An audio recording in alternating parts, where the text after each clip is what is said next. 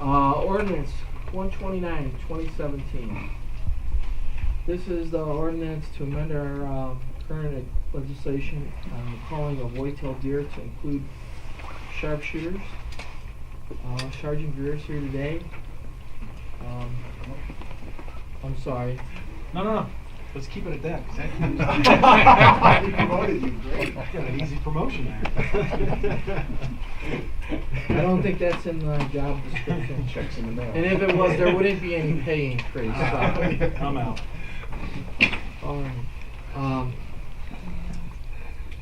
Previously, he's issued a memo to members of council to educate us a little on this issue.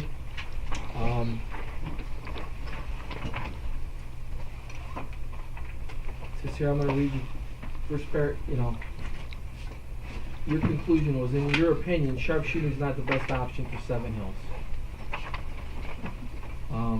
So if you can elaborate just on some bullet points, and then maybe open yourself up to questions from the members of council, administration, and audience.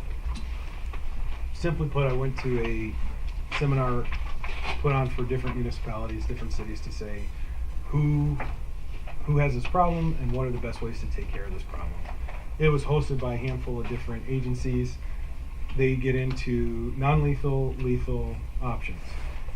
For this, because to make it not an 8-hour meeting, we'll deal with the 2 lethal options that they speak on. Well, 2 that are most effective were the bow hunting and the sharpshooting. The problem that I find with sharpshooting is a handful of things that we would face. It is the most labor intensive and the most expensive of the lethal options. It's not as expensive as the non-lethal options, but the time, the resources, the space that we would need, in my opinion, it doesn't ring true for our city at this time. For just some of the notes I took, you guys have a list of a handful of the things that you got to face. You have to have permits. It's efficient. It can be very effective, but you have to have it spread out throughout an entire city. The biggest issue is that it should be done on city property. That's something that we would have the ability to say, yeah, we can do this here. The only property that we have that I believe is going to be able to do it safely is Calvin Park. You're not going to have an effective program if you have it in one central location. It has to be spread out throughout the whole city. The other biggest issue that comes from it is if we're the only ones, we're only going to be affecting our local population of deer. You're not going to be affecting the regional population of deer. They have home ranges and they have areas and spaces that they wander. So if we take just our strip of city and we eliminate a number of deer that are using those resources, we're going to be taking our deer out, and then the neighboring deer will eventually locate in within a year. So then it's a program that has to be done several years in a row if you want to see effective change. If, let's say we did this, you do it 1 year, we take out some of the deer in that area, and then the following year and the following year, and you're still dealing with just your local population. What they find for sharpshooting is it's most effective when worked with other programs and when it's done as a regional project, not a single city project. High startup cost, high equipment cost, high training cost, and there are a handful of things that are going to be consumed and have to be purchased again year after year after year. Probably one of the biggest limiting things that we would face is going to be limited to access to land and parcel sizes. With the bow hunting, it's small enough that you can have the 2 1/4 acres. It's discreet. You don't have to worry about gunshots going off, and the effective range of that bow is a lot shorter than the bullet.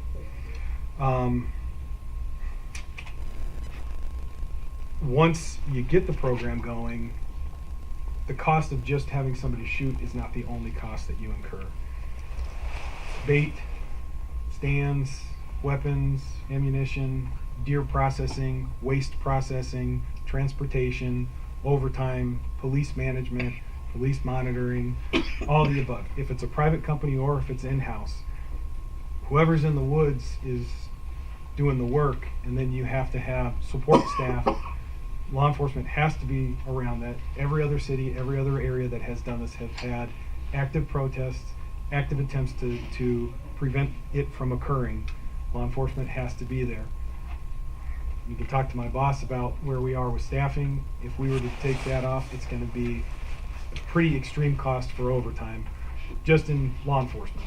You're going to have city personnel, other people that have to be employed, people who are going to locate and remove the deer from the woods, somebody that's going to begin the processing, somebody that's going to be dealing with the waste, who's going to be your day-to-day person to go out, bait each site.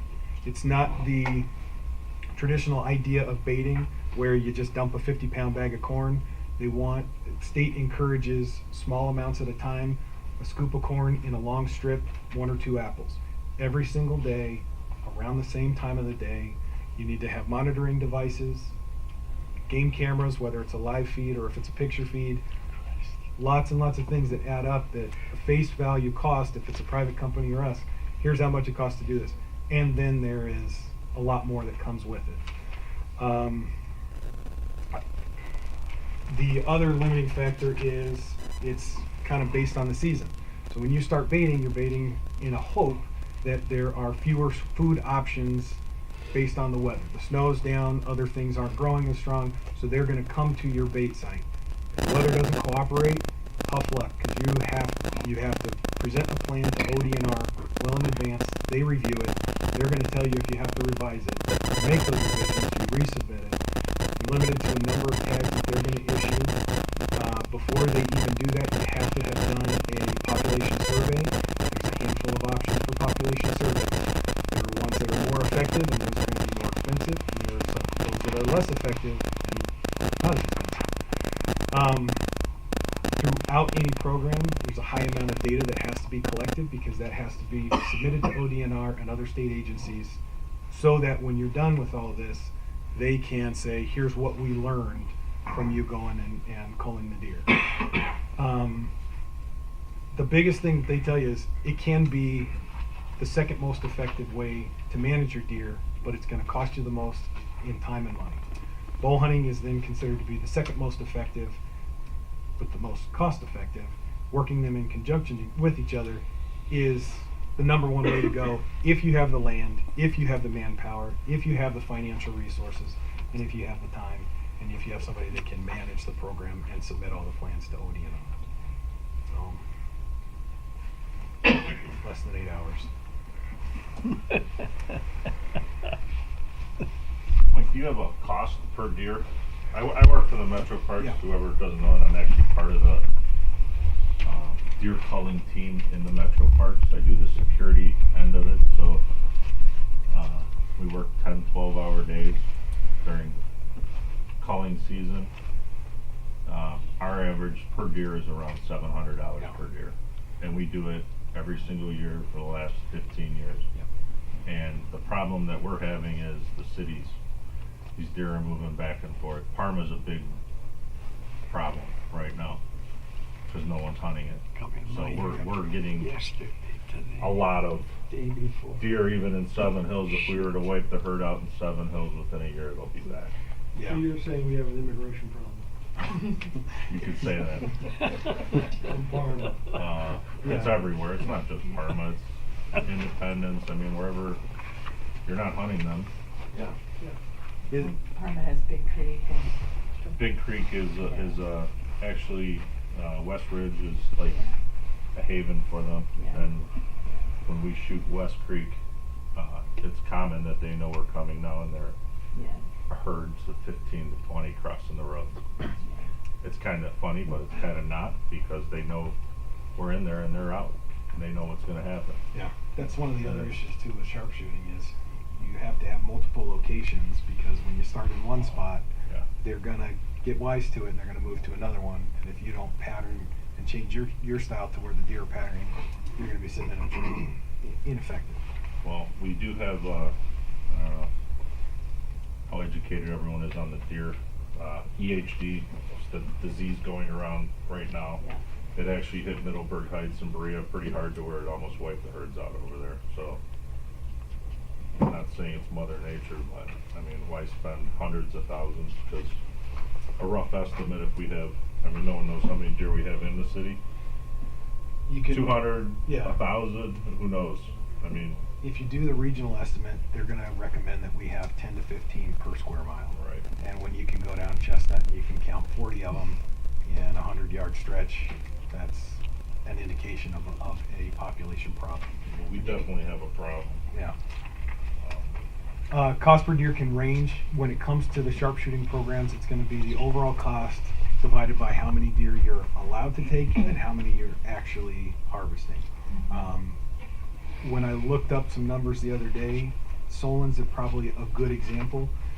Their first year out, they estimated they were going to spend 120, and their startup was $185,000 to start it up, and they took 300 deer. I think if they calculated it out with all the extra costs, it was $611 per deer. They're not unique. They are like many of the other cities. A lot of it too depends on what the results of your surveys are and what ODNR is going to allow. First years out, typically, especially if it's smaller and if you don't have a lot of green space or areas where the city owns that you can hunt, they're going to give you a lower number of tags to see how you do. As you're successful, if there's no safety issues, if there are no legal issues, if things go well, and if the surveys still show a need, then they'll issue more and more tags appropriately. It's hard to say it will be this much money per animal. If it's sharpshooting, it really breaks down to what's your final cost and how many animals do you harvest. Cost divided by animal. But the point is that we don't have the space to do it. The space is, in my opinion, that's probably one of the biggest issues. The one city property where I would say, if I was to be the guy sitting in the tree shooting, I would feel safe doing it at Calvin Park. If I had enough guys making sure that no people were walking through, and if it was all safety aside, Calvin Park is the only city-owned property. How much space do you actually need? Is there? Depends on your weapon. It depends on your the topography of the area. Do you have a good clean backstop? If you're bow hunting, you're not going to be taking a shot farther than 40 yards typically. Mm-hmm. With a firearm, depending on the caliber and depending upon your sights, you could range that out to 50, 60, even 100 yards. Be effective and be safe, but do we have a 100-yard stretch with a good backstop? Is that your only shooting lane? I'm pretty sure you have to, I mean, even in the park, we have to have backstop or they Yeah. don't shoot. Yeah, you have to have, so Yeah. we're going to be shooting in lowland areas, hopefully shooting into a hillside. That really limits where we can do that as well. Mhm. Again, Calvin's probably our only park with any hills, any type of... I'm not an expert on deer hunting. What is the lowest